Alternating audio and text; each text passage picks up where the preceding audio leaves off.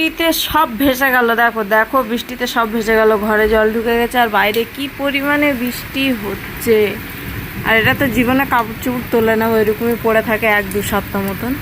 আর ঝড় উঠেছে আর বৃষ্টি উঠছে। ওই দেখো ওই নারকেল গাছটা একটা পাতা ঝুলে গেছে, দেখো একটা পাতা পড়ে গেছে খুব জোরে, ওই যে গাছে বেঁধে আছে আর একটা পাতা ঝুলছে। ওই দেখো